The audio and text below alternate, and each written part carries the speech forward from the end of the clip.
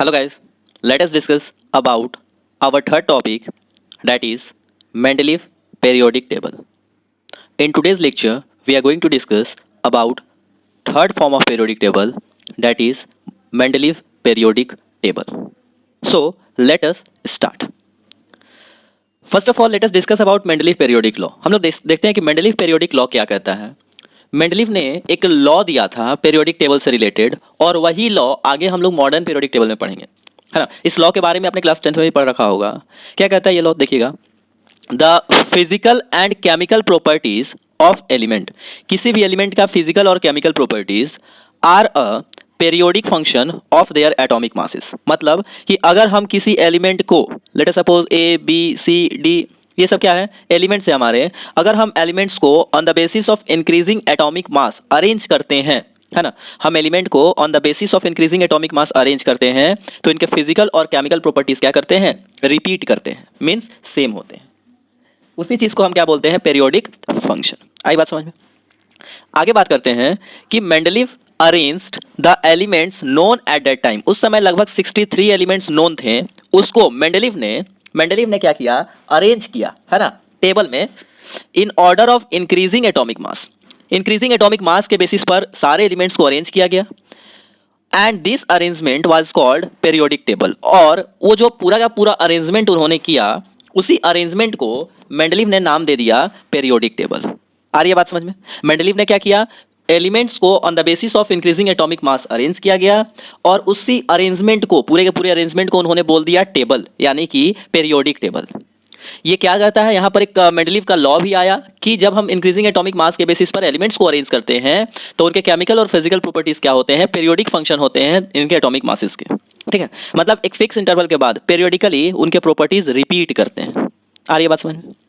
चलिए अब फिर बात करते हैं कि एलिमेंट्स विथ सिमिलर कैरेक्टर, जिनका सेम कैरेक्टर था, जिनका सेम प्रॉपर्टीज था, elements with same characteristics were present in vertical rows called groups, है ना, and horizontal rows were known as period. ये वर्टिकल रोज जिसको हम कॉलम भी बोलते हैं, और इसको बोलते हैं हॉरिजॉन्टल रोज जिसको हम पीरियड बोलते हैं, है ना. तो इन्होंने क्या किया, जिनका जिनका प्रॉपर्टी सेम था, इन सबको ऊपर से लेकर के नीचे तक इस तरीके से अरेंज कर दिया. अब इस वर्टिकल कॉलम में या फिर वर्टिकल ग्रुप में जो हम बात करें, इसमें जितने भी एलिमेंट्स थे एक पर्टिकुलर में, उन सबका प्रॉपर्टी सेम था. फिर नेक्स्ट वाले में इसमें जितने भी थे ऊपर से नीचे तक, उन सबका प्रॉपर्टीज सेम था.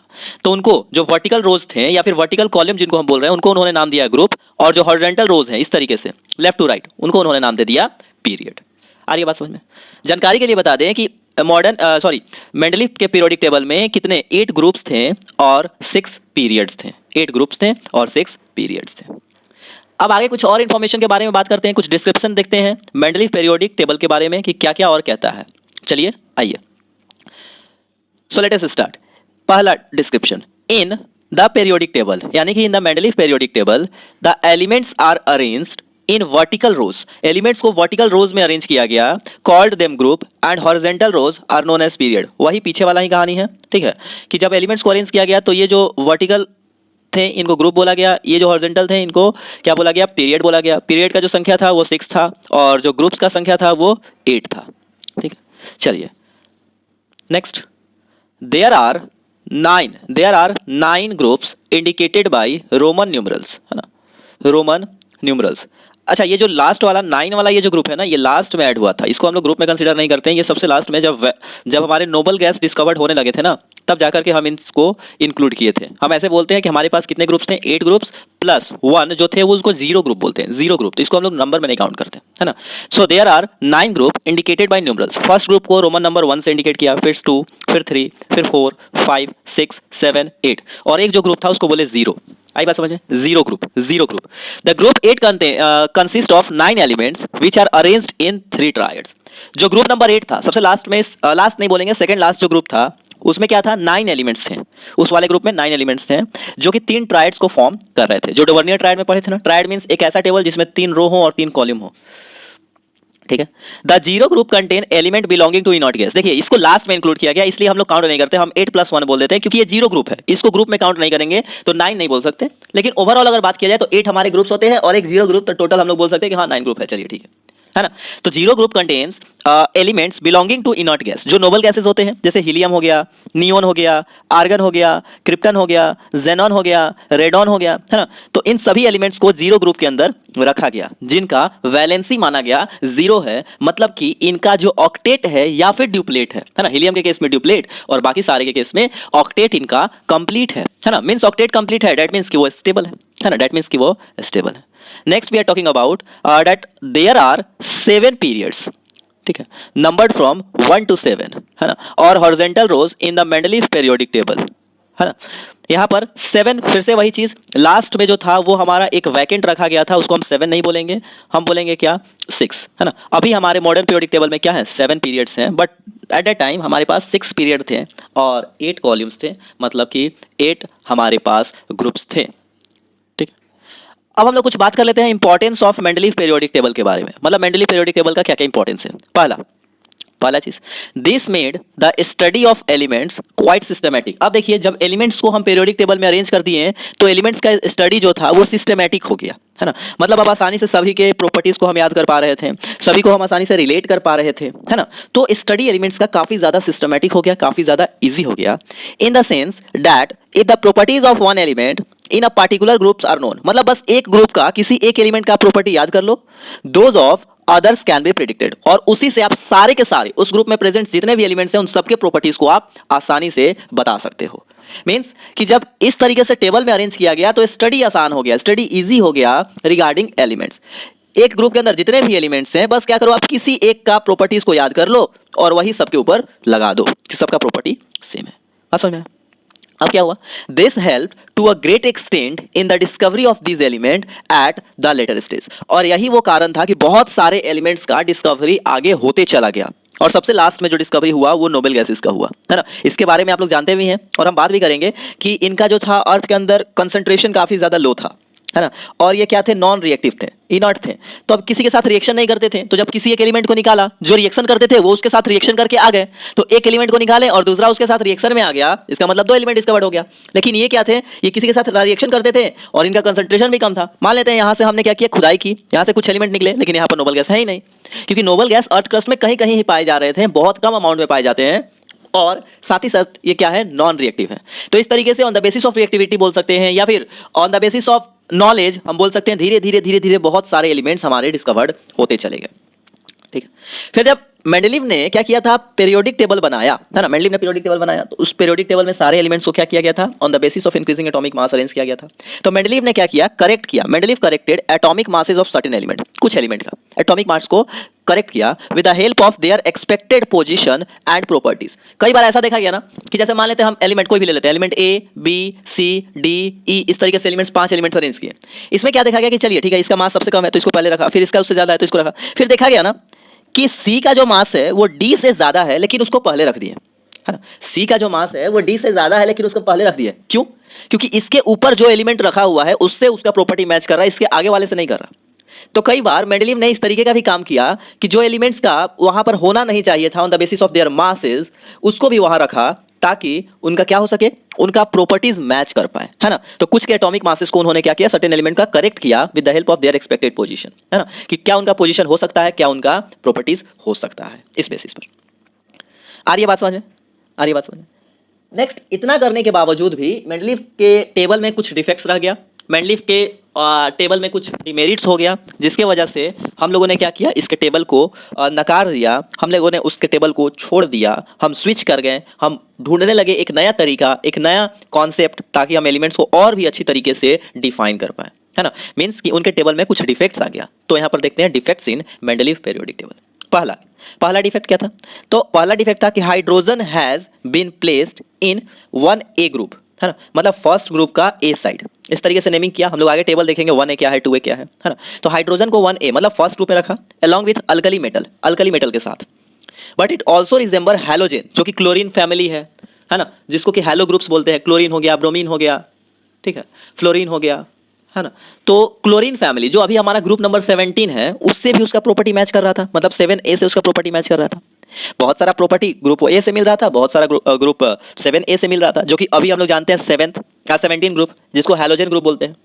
इसका मतलब कि its position in Mendeleev periodic table is controversial, मतलब this was the topic of controversy कि हाइड्रोजन को कहां रखा जाए, ग्रुप 1 में रखा जाए या ग्रुप 17 में, मतलब उस समय का 7 में रखा जाए। अभी भी हाइड्रोजन का जो पोजीशन है वो फुली डिटरमाइंड नहीं है। हम लोग लिख देते हैं ग्रुप 1 में है, कई बार देखिएगा तो उसको बीच में लिख दिया जाता है, ये पूरा पूरा टेबल बना दिया और ऊपर में बीच में लिख देगा हाइड्रोजन। क्यों? क्योंकि उसको इधर रखें या फिर यहां रखें, इसका अभी तक भी बहुत ज्यादा क्लैरिफिकेशन हमारे पास नहीं है, क्योंकि इसका प्रॉपर्टी क्या है, ग्रुप नंबर 1 के साथ भी मिलता है, और अभी का अगर बात करें मॉडर्न पीरियोडिक टेबल का तो ग्रुप 17 जो कि इसका क्या था 7A था, इससे भी मिल रहा था। तो अब क्या किया जाए, तो ये जो था हाइड्रोजन के पोजीशन का मेंडलीव ने अच्छी तरीके से डिटरमाइन नहीं किया, नहीं बताया कि कैसे एलिमेंट्स को अरेंज किया जाए, दैट इज व्हाई इनका टेबल फेल हो गया। पहला कारण ये रहा। फिर और क्या कारण था, although the elements in the Mendeleev periodic table have been arranged in order of their atomic masses, ठीक है, कोई दिक्कत नहीं है, एलिमेंट्स को इंक्रीजिंग एटॉमिक मासेस के बेसिस पर अरेंज किया गया, बट इन सम केसेस, जो अभी थोड़ी देर पहले हम बात भी किए थे, but in some cases the elements with higher atomic masses precedes the elements with lower atomic masses, जिनका एटॉमिक मास कम था उसको पहले रख दिया गया और जिनका ज्यादा था उनको बाद में रखा गया। ये तो सीरीज था कि पहले जिनका कम है उसको पहले, उसके बाद उससे ज्यादा, उसके बाद उससे ज्यादा, इस तरीके से इंक्रीजिंग एटॉमिक मास। लेकिन कई बार ऐसा देखा गया कि जिनका ज्यादा एटॉमिक मास है उनको पहले रखा जा रहा है और जिनका कम है उसको ज्यादा। क्यों?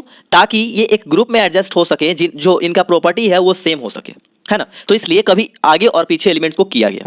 अब हमने पूछा, अब जो साइंटिस्ट लोग आए वो लोग पूछे क्या कि आप बताइए, आप बोल रहे थे कि आपने क्या किया है, एलिमेंट्स को on the basis of increasing atomic mass arrange किया है, लेकिन यहां पर तो इंक्रीजिंग एटॉमिक मास नहीं है, इसका x और y, लेट अस सपोज दो एलिमेंट है, तो y का जो मास है वो तो x से ज्यादा होना चाहिए, लेकिन आप बोल रहे हो कि x का ज्यादा है। तो इन्होंने बोला क्या कि हमने क्यों अरेंज किया है, ताकि ये प्रॉपर्टी मैच कर पाए। तो फिर इनसे पूछा गया कि तब आप कैसे बोल सकते हैं कि इसको आपने इंक्रीजिंग एटॉमिक मास के बेसिस पर अरेंज किया है। तो इस चीज का जवाब मेंडलीव के पास नहीं था, that is why he got failed. इस वजह से फिर ये फेल हो गए। Next, we know that isotopes of an element have different atomic mass। जैसे आइसोटोप ऑफ हाइड्रोजन ले ले तो हाइड्रोजन के 3 आइसोटोप्स होते हैं, H11, H12, H13, protium, deuterium and tritium, है ना।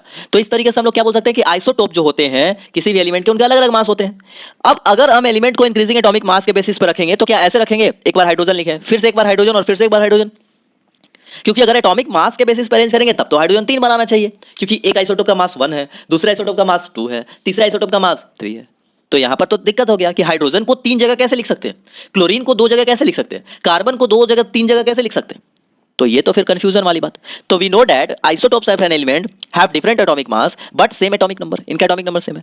Since periodic table has been framed on the basis of increasing atomic mass, चूंकि पीरियोडिक टेबल को बनाया गया था इंक्रीजिंग एटॉमिक मास के बेसिस पर, different position must have been allotted to all isotope of particular element. तो एक खास एलिमेंट का, हाइड्रोजन के लिए H1, फिर H1 और 2, 11, 12 और 13, तब तो 3 जगह तो केवल हाइड्रोजन होगा, फिर एक जगह हीलियम, फिर बेरिलियम, फिर बोरोन, फिर मान लेते हैं कार्बन, तो 612, 613, 614, तो इस तरीके से 3 आइसोटोप। तो अब क्या करें भाई, तो इस चीज के बारे में इन्होंने आइसोटोप्स के बारे में क्लैरिफिकेशन नहीं दिया कि कैसे अरेंज करें, तो इस वजह से भी इनका टेबल फेल हो गया। नेक्स्ट आते हैं, according to Mendeleev the elements are placed in same group must resemble in their properties। मतलब इनके अनुसार कि एक ग्रुप में जितने भी एलिमेंट्स अरेंज किए गए हैं इन सबका प्रॉपर्टी सेम है, but there is no similarity among element in two sub group of particular group. मतलब किसी एक ग्रुप के अंदर में 2 सब ग्रुप होते थे, इस तरीके से बनाए जाते थे। मान लेते हैं ये ग्रुप है तो ये एक सब ग्रुप, ये एक सब ग्रुप, इसमें एक एलिमेंट यहाँ, दूसरा एलिमेंट यहाँ। अभी क्या है, अभी एक बॉक्स होता है, इसमें बस हाइड्रोजन लिख दिया, लेकिन वहाँ एक ग्रुप के 2 सब ग्रुप होते थे, मतलब एक बॉक्स के 2 ग्रुप, यहाँ एक एलिमेंट, यहाँ एक एलिमेंट। जैसे ये मान लेते हैं फर्स्ट ग्रुप है ना, तो इसको बोल देते थे 1A और इसको बोल देते थे 1B, है ना। तो इस तरीके से, तो अब एक ग्रुप में एलिमेंट्स, तो लेकिन बहुत जगह ऐसा देखा गया कि इन दोनों सब ग्रुप का प्रॉपर्टी सेम नहीं है। अब जब सब ग्रुप का प्रॉपर्टी सेम नहीं है तो दूसरे के साथ प्रॉपर्टी सेम है या नहीं है उससे क्या फर्क पड़ता है, अरे बात समझ में। तो यहाँ एक ग्रुप के सब ग्रुप के अंदर जितने भी एलिमेंट्स थे उनका प्रॉपर्टी सेम नहीं था, ये भी एक कारण रहा कि ये टेबल क्या हो गया, फेल हो गया। नेक्स्ट, जैसे यहाँ पर देखिए ये ग्रुप का बात कर रहे हैं, ये ग्रुप है इसका, है ना, ये इनका ग्रुप है, ये इनका ग्रुप है। तो यहाँ पर देखिए एक हीलियम रखा, एक नियोन रखा, एक आर्गन रखा, एक क्रिप्टन रखा, इसी को बोल रहे हैं जीरो ग्रुप। इसी को यहाँ पहले लिख दिया गया है 0, फिर 1, फिर 2, फिर 3। लास्ट में क्या किया गया था ना, इन्होंने अपना टेबल बनाया था तो लास्ट में एक स्पेस छोड़ दिया था, क्योंकि उनको पता था कि कुछ नोबल गैसेस के जैसे एलिमेंट्स होंगे जिनको डिस्कवर रखना पड़ सकता है, तो लास्ट में छोड़ा था। लेकिन बाद में इस चीज़ को पहले रख दिया गया कि 0 मतलब पहले, फिर 1, फिर 2, इस तरीके से स्टार्ट किया, है ना। तो देखिए ये क्या है, फिर सब ग्रुप हाइड्रोजन, लिथियम, सोडियम, तो इनमें प्रॉपर्टीज बहुत ज़्यादा सेम नहीं मिल रहे थे, है ना, बहुत ज़्यादा प्रॉपर्टी सिमिलर नहीं मिल रहे थे। अरे बात समझे। इस तरीके से हम लोग बोलते हैं 1A, फिर 2A, 3A, 4A, 5A, 6A, 7A, 8। तो यहाँ पर देखिए कुछ कुछ खाली छोड़ा था ताकि यहाँ पर कुछ एलिमेंट्स को रख पाए, यहाँ कुछ खाली छोड़ा था, यहाँ कुछ खाली छोड़ा था, क्योंकि इनको पता था कि कुछ ना कुछ एलिमेंट्स डिस्कवर होंगे। यही वो गलती पिछले 2 साइंटिस्ट कर चुके थे, एक डोबर्नियर और एक न्यूलैंड। उन्होंने अपने टेबल में कुछ जगह नहीं छोड़ा, उन्होंने बोला कि अब कोई एलिमेंट डिस्कवर होगा ही नहीं। लेकिन इन्होंने देखा था कि देखिए जब डोबर्नियर ने किया उस समय क्या था, लगभग 30, 32, 33 एलिमेंट डिस्कवर थे।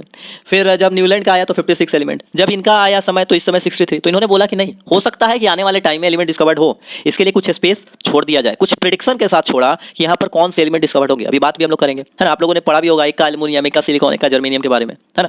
इन्होंने क्या किया, कुछ जगह को छोड़ दिया और ये भी बता दिया कि हाँ इसका मास ये होगा। और जब एलिमेंट डिस्कवर्ड हुए तो लगभग उनका मास एग्जैक्ट उतना ही था जितना इन्होंने प्रिडिक्शन किया था। आ रही है बात समझ में? तो इस तरीके से मेंडलीफ का प्रिडिक्शन काफी ज्यादा इंपॉर्टेंट था। चलिए फिर और देख लेते हैं। In some cases elements with similar properties have been placed in different group. कुछ कुछ केसेस में, जैसे बात करें आयरन और क्रोमियम की, है ना, आयरन और क्रोमियम। अब देखा जाए तो एलॉय बनाते हैं तो आयरन, क्रोमियम, निकल का हम यूज करते हैं, है ना। तो इनका प्रॉपर्टी सेम होता है तब तो एलॉय में यूज करते हैं, है ना। प्रॉपर्टी सेम होता है तब तो एलॉय में यूज करते हैं।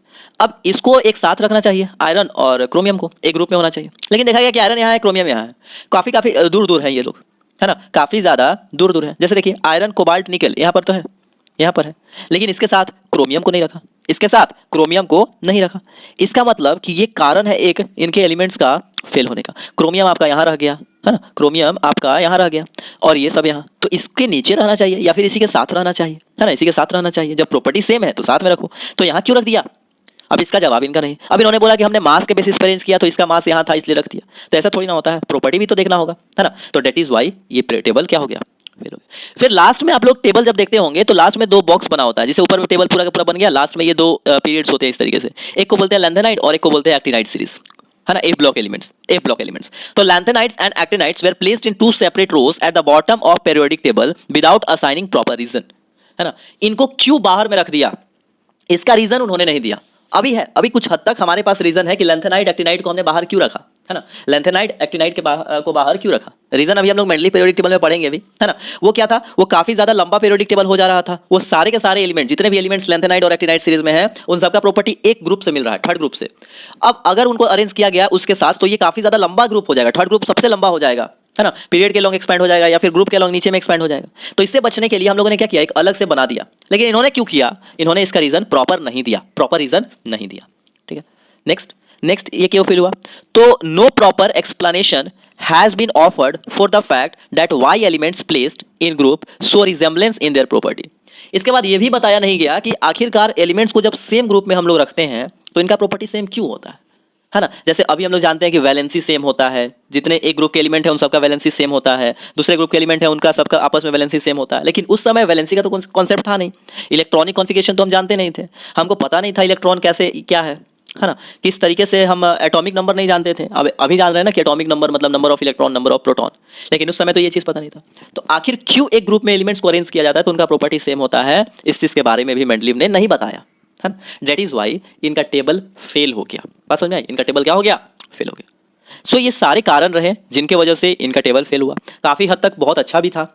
ये इन्होंने क्या किया था, सबसे पहली बार ग्रुप्स का 8 ग्रुप्स का कॉन्सेप्ट एलॉन्ग विथ 1 ग्रुप, है ना। इसके साथ साथ पीरियड्स 6 पीरियड का कॉन्सेप्ट एलॉन्ग विथ एक्स्ट्रा में वो जो लास्ट में लिखा हुआ है लैंथेनाइट और एक्टिनाइट मतलब 7 पीरियड में इन्होंने अरेंज किया, है ना, इन्होंने अरेंज किया। तो ये वो सबसे मेन रीजन रहा जिसके वजह से हमारा मॉडर्न पीरियोडिक टेबल डेवलप हो पाया। तो ये काफ़ी हद तक अच्छा भी है कि मॉडर्न पीरियोडिक टेबल का जो बेस है वह यही है मेंडलीफ पीरियोडिक टेबल। लेकिन बहुत हद तक हम लोगों ने कुछ पॉइंट्स देखे, लगभग 7 पॉइंट्स ऐसे देखे जो कि इन्होंने एक्सप्लेन नहीं कर पाया। तो 7 बातों को एक्सप्लेन नहीं किया, और भी बहुत सारी बातें हैं जिनको अभी हम लोग डिस्कस नहीं भी कर सकते हैं, ठीक है।